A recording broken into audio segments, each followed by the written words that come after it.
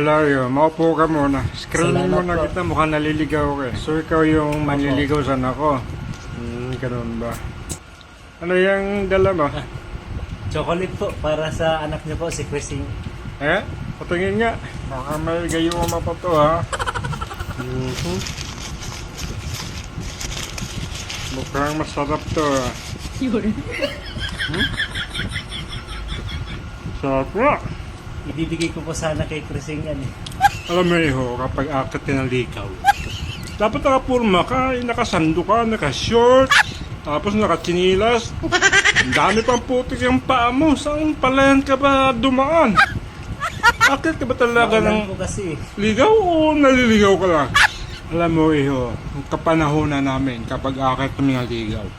Nakatudo purma kami, nakaparong kami, nakatoksido, nakasapatos, nakapamada yung buhok namin, nakanetay pa. Ikaw eh, tingnan mo nga yung itsura mo. Ikaw ba talaga ay akat ng ligaw o akyat bahay ka? Dapat nga iho, meron ka pang dalang bulaklak eh. Di ba? Tapatin nga kita iho. Kaya mo bang buhayin yung anak ko? Bakit po? Patay na po ba siya? Ay taran!